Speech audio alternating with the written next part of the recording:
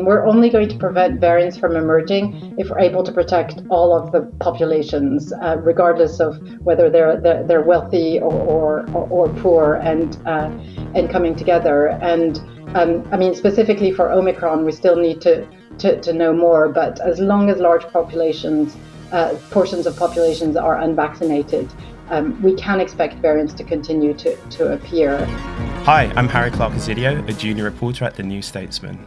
The discovery and spread of the Omicron variant, first detected in southern Africa, has once again raised questions over the worldwide distribution of coronavirus vaccines, particularly among middle and lower income countries.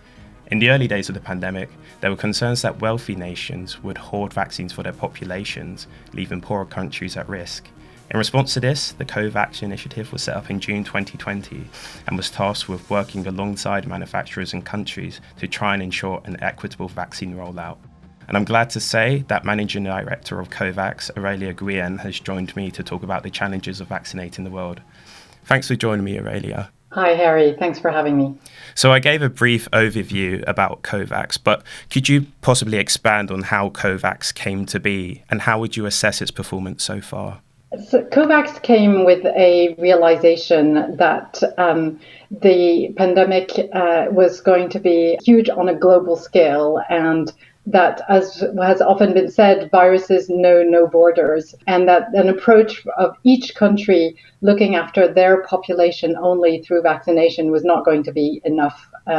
And so as we saw the scale of the pandemic increase, the Covax partners, so my organization, Gavi, the Vaccine Alliance, the WHO, CEPI, and UNICEF came together and put together this partnership as a global response to the pandemic, and making sure that all the countries, regardless of their ability to buy vaccines and pay high prices for vaccines, would be able to have access to vaccines. So we're now a year and a half into the Covax work. We have shown that Covax is a truly global mechanism. As of today, we've delivered 635 million doses to 144 countries, with a lot more to come. We've allocated 1.6 billion doses. So it's not been a road without its challenges, but now we're really starting to see that we can cover all of the countries, including those who are most at need, with equitable vaccine coverage. And obviously on the topic of sort of vaccine hoarding, that's kind of been an issue that Covax has had to try and overcome. And this was again seen in the 2009 swine flu outbreak, which obviously left a lot of poorer nations vulnerable. And now it seems as though history is repeating itself, and the consequences and the stakes, of course, much higher with COVID. Why do you think the world was so unprepared for COVID, and in terms of not solving the problems of an equitable vaccine rollout? I think, first of all, I think the size of this pandemic is something that is for many a once in a lifetime so far event. I think given the rate of human migration and travel, we can expect that we may have more pandemics. But it is really sort of a truly unprecedented challenge that we've had to face. As countries were taking stake and trying to look at their response, one can understand that it is the role of governments to look and protect their citizens. What wasn't taken into account is that that cannot be done strictly within the confines of one's borders. And I think it's taken a while to come to this realization that, in fact, it really has to be a global effort with global protection to be able to have all countries safe at the same time. And so what we saw was a resultant vaccine hoarding as countries procured a large amount of vaccines. And I think the debate is still very much playing on today, as we are seeing now with the emergence of Omicron as a variant. And what we need to think about is learning the lessons from this past year and trying to avoid a vaccine nationalism 2.0 type scenario developing, where if should there ever be a need for a variant adapted vaccine to Omicron, which still isn't proven, but if one thinks perhaps that will be the need, what we don't want to see is have, again, rich countries tie up supplies of a new variant adapted vaccines, we in Covax make sure that we have deals with the manufacturers for most of our deals to have the newest vaccines, but we also need to rely on countries coming together under a multilateral view. We need the manufacturers to be transparent so that we don't do a repeat of the situation that we faced so far. And you mentioned the Omicron variant, of course. Among unvaccinated populations, which a lot of middle and lower income countries are, of course, it makes mutated versions of the coronavirus easier to breed and mutate and spread. And of course, with news of the Omicron variant causing great concern, I suppose the million-dollar question is, had there been a more equitable vaccine rollout, do you think that the problems where we see the Delta variant and Omicron, do you think had there been a more equitable vaccine rollout that such variants would not be appearing? You're absolutely right, Harry. I mean, we're only going to prevent variants from emerging if we're able to protect all of the populations, regardless of whether they're wealthy or poor, and coming together. And I mean, specifically for Omicron, we still need to know more. But as long as large populations, portions of populations are unvaccinated, we can expect variants to continue to appear. And so had we been able to get to high coverage quickly, we would have had a much more fighting chance, at least, to avoid the emergence of new variants. And we need to take this lesson. And so we need to think about what will come perhaps after the Omicron variant, and make sure that we get ahead of this problem now. So does that also then mean by extension that there is a possibility going into 2022 and beyond that, should the issue of an equitable vaccine rollout not be resolved, that more variants of concerns could possibly escape our current vaccine portfolio? Could that possibly be an issue going forward? Indeed, I think as long as we have a low coverage in certain countries, we are creating a favorable condition for variants to continue to appear, and it is going to prolong the pandemic. So what we really need right now is really having the manufacturers, having the donors that have more vaccines than they need, help to really provide visibility so that we can continue the scale out of COVID-19 programs across the world, and so that we get the safe and effective vaccines out to everyone. And of course, the crux of Covax is trying to make sure that middle to lower income countries are vaccinated and protected.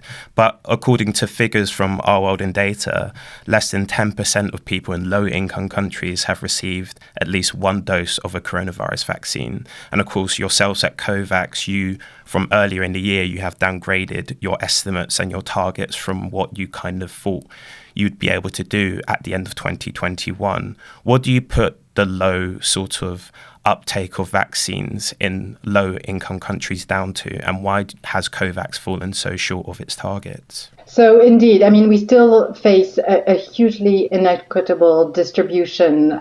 If you think that, on an average on the world population, you have 55% of the world population that's received at least one dose of vaccine. But if you look at people in low-income countries, that number is 6.2%. So huge inequity. And that inequity has been driven by a number of factors. First of all, low-income countries are very reliant on Covax supply. 80% of the doses in low-income countries come from Covax. And because as and when countries were making manufacturer contracts for vaccines, we were still busy in 2020 to building the initiative and needing to fundraise for the vaccine contracts. That obviously put us behind in the queue in terms of securing production. So if there's one lesson that needs to be learned, is making sure that financing is available for buying vaccines for low-income countries is available very early on. Then that puts low-income countries on a more equal footing. And then as we've seen, the scale up of the manufacturing has been tremendous, but it's been also difficult in certain areas with production issues, We've had an export ban due to the situation in India that has made supply difficult. So we are going to be hitting our target, where we estimate that by the end of the year, we're going to have delivered about 800 million doses, which is not far off of a 20% coverage.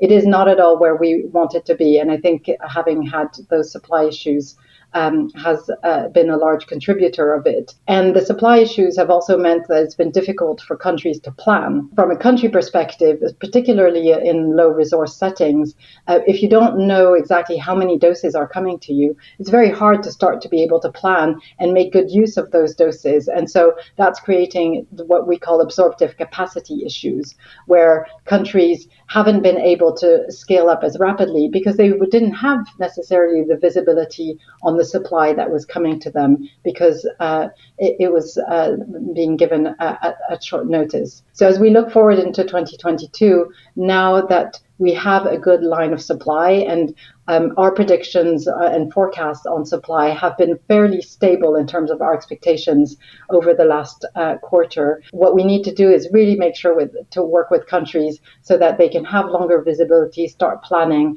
and start getting very high throughputs to increase their coverage rates and start to catch up with the wealthier countries. There's a lot that sort of is really involved in, trying to help vaccinate a lot of the world. And Covax, of course, has come under a lot of review over the last few months, and it's came under the spotlight. There's been sort of really critical articles of the project in Time magazine as well as the New York Times. Some have branded the project a failure. What do you say to those who have branded Covax a failure so far? I would say, first and foremost, those who think that Covax is a failure need to look at the data. Covax has supplied over 50% of all vaccines shipped to the 91 poorest countries that are supported by the Covax advanced market commitment. And we've secured access to enough doses to protect over more than 40% of the country's populations in total, and we'll get there by early next year.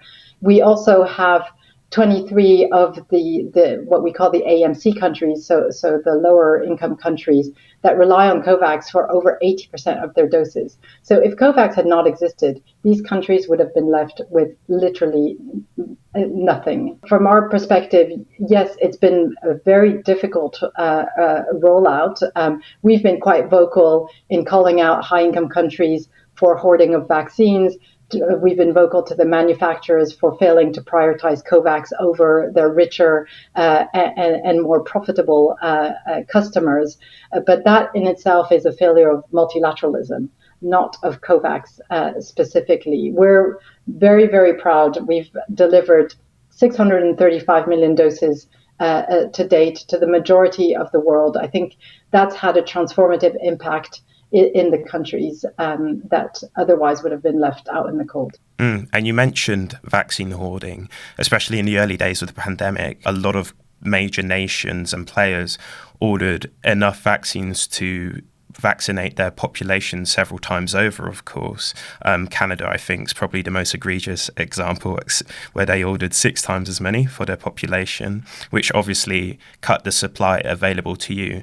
How much did this kind of vaccine hoarding undermine your efforts to try and secure doses for a lot of poorer nations? The productions from all the manufacturers were indeed very restricted at the beginning as the manufacturers were scaling up. As I mentioned, countries with higher means were able to contract and put resources and reserve volumes very, very quickly while Covax was still fundraising. I think one of the things that couldn't have been anticipated in the beginning was the fact that we had actually something good happen, in the sense of we had a very high success of vaccines coming through from research and development into having emergency use authorizations and being able to be rolled out at scale. So in a way that was a good thing, because the governments who had placed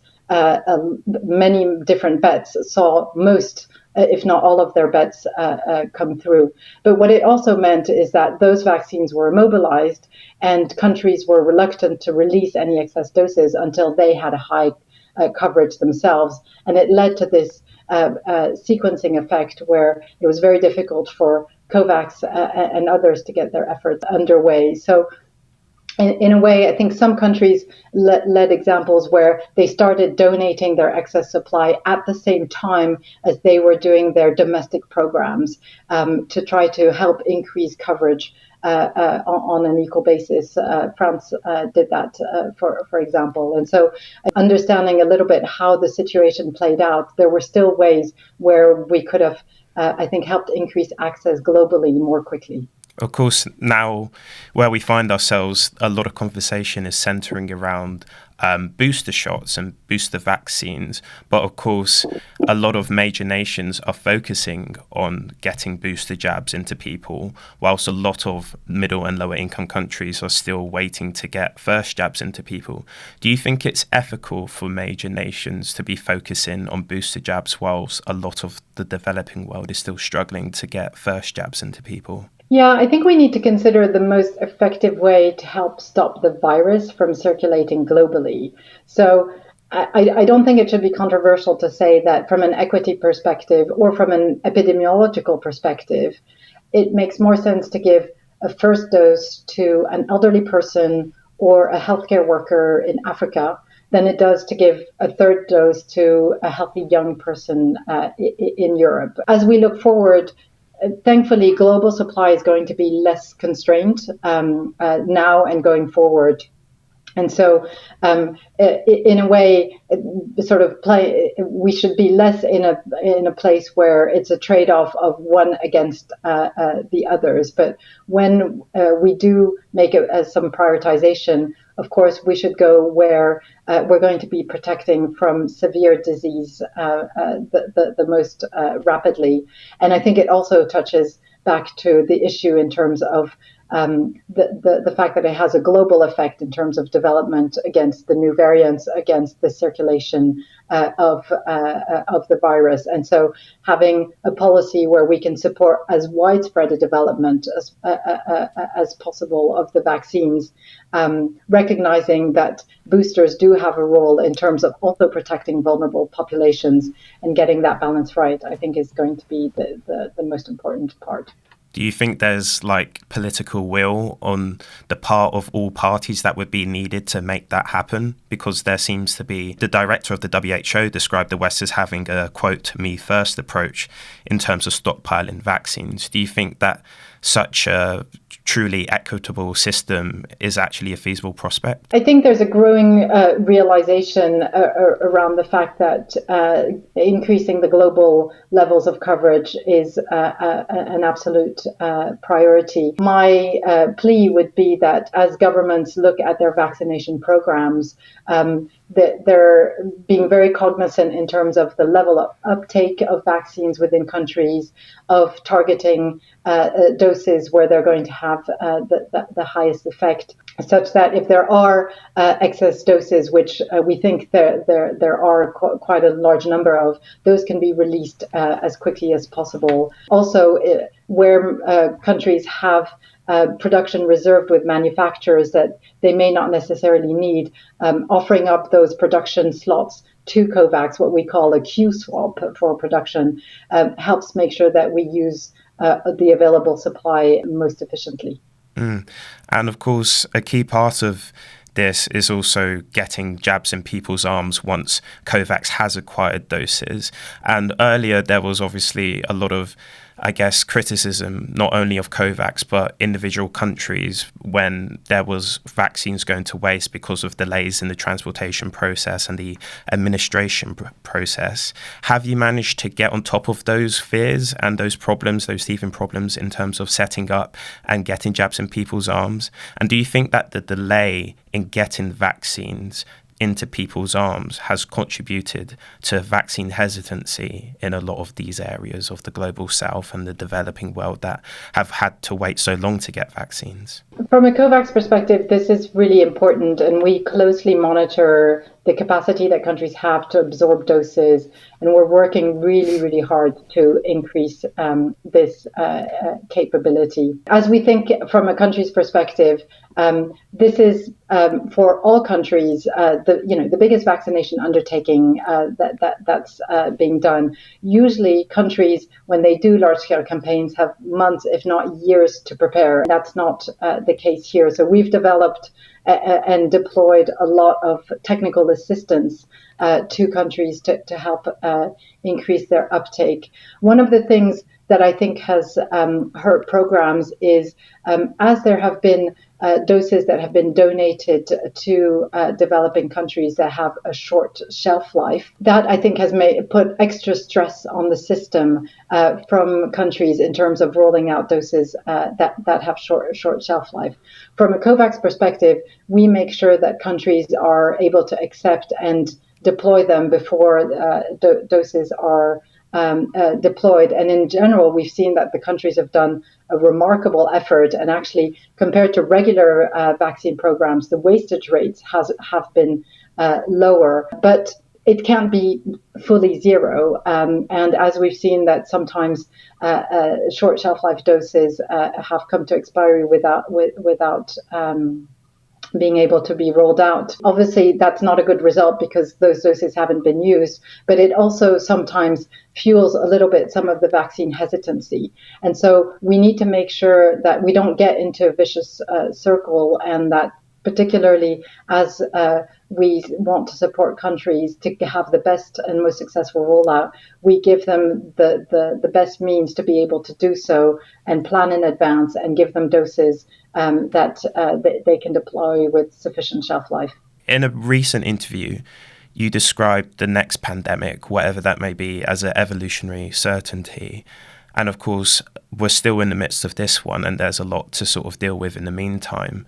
But what do you think are the key lessons that we have to learn from this pandemic to make sure that whatever comes next isn't felt as strongly and as badly across the world as COVID has? I think we need solutions that no individual government can provide on its own. So we need scientific collaboration, we need resilient health systems, long-term investments in global health networks. And with pandemics, when we have a show of force or we have acts of nationalistic self-preservation, that simply doesn't work. It's only through a global collaboration, it's only through strategic multilateralism that we're going to find a way through to this kind of disaster, and ultimately a need for human compassion translated into action. So I think as we look at this pandemic as a new form of a globalized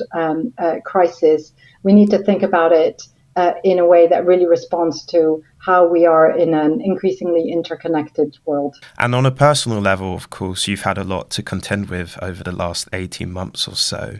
This interview's been a long time coming, and you've obviously had a lot on your plate. How have things been for you in managing something, considering all the pressure that you're under, and, you know, the actions of Covax have real-world human consequences? How has that been for you, dealing with all of that personally? I won't hide from you. It's been very, very hard.